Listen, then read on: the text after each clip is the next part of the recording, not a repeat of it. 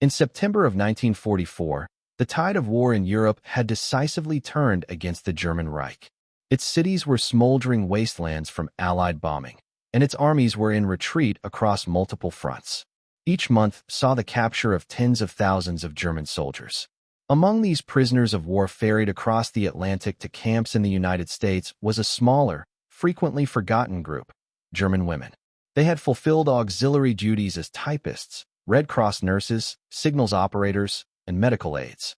Steeped from their youth in Nazi ideology, most were convinced that capture by Americans would signify unimaginable cruelty, dishonor, and possibly execution.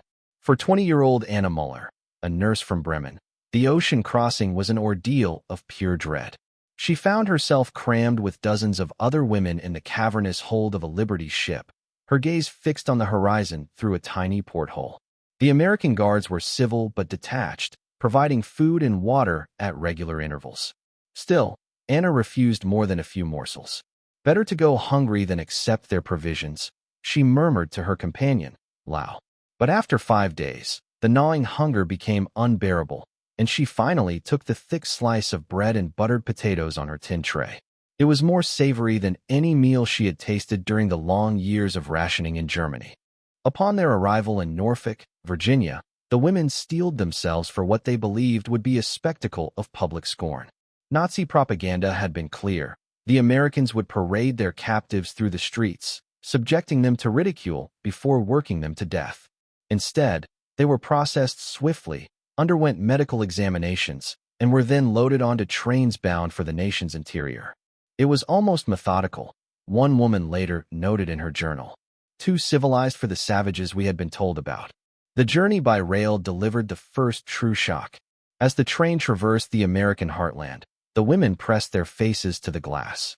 They witnessed endless fields of corn and wheat, massive tractors gliding across the landscape, and small towns with brightly illuminated homes. There were no indications of scarcity, no bombed-out structures, no starving children foraging for scraps. Lau whispered, almost in a trance, "They told us America was collapsing. But look, every shop window is overflowing. The children are plump. It can't be real." When they reached a POW camp in the Midwest, enclosed by rows of barracks and barbed wire, their anxieties resurfaced.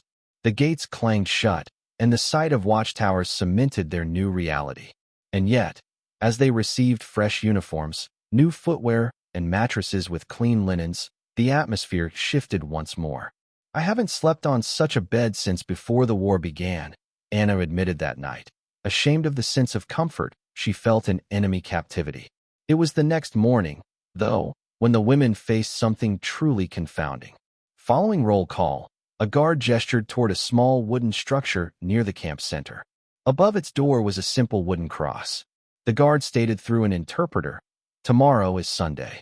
There will be a church service. Attendance is not required. Prisoners are invited." The women exchanged looks of disbelief. In their minds, Americans were supposed to be godless hedonists, coarse and without refinement. Yet here, in the middle of a prisoner camp, was a chapel. And it was not just for the Americans, but for them. "This is a deception," whispered Gerda, another nurse. "They will force us to pray to dishonor us." The next Sunday, however, curiosity overcame their apprehension.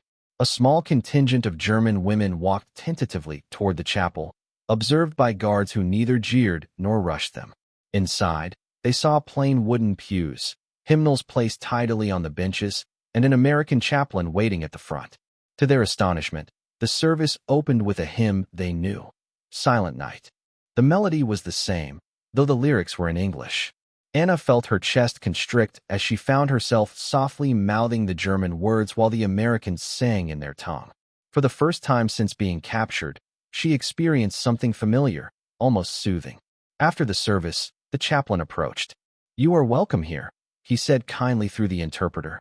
"We pray not as adversaries, but as fellow children of God."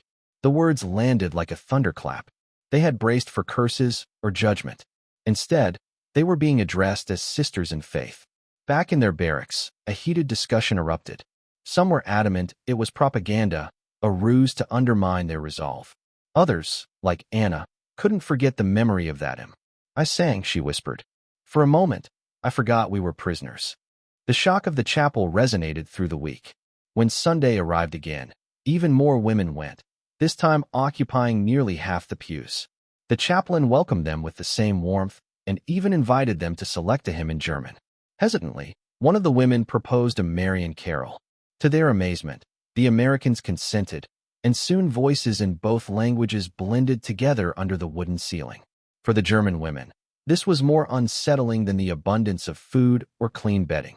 Propaganda could not account for a shared song of worship.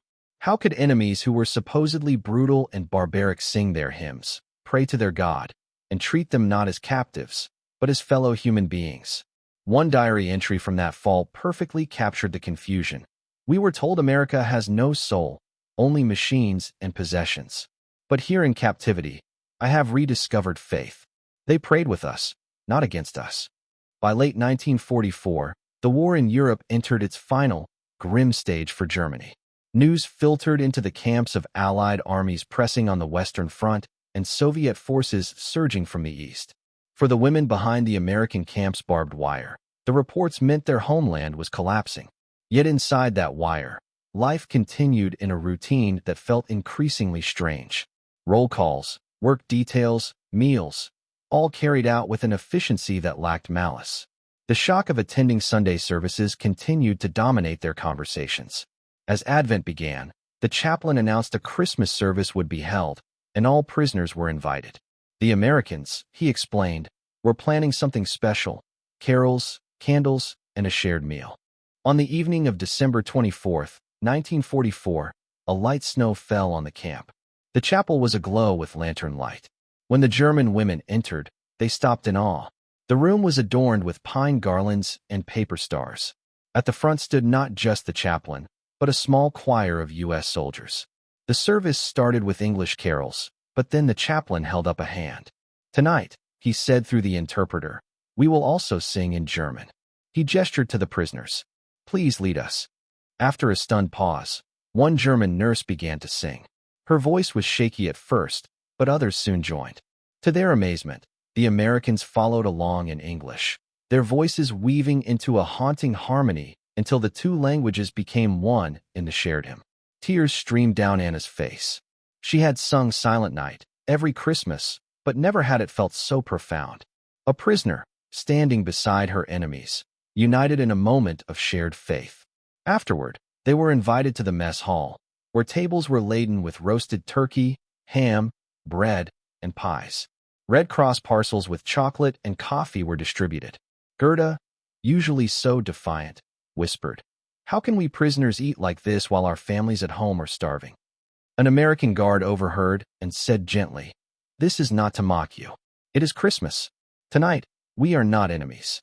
That night, Anna wrote in her diary, "We were prepared for hatred. Instead, they shared their holy night with us. The enemies sang our carols and broke bread with us. I no longer know what to believe." The Christmas service was a turning point.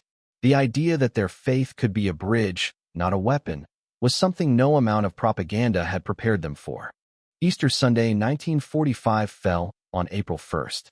In the weeks prior, the camp buzzed with talk of another special service. That morning, the chapel was decorated with white lilies.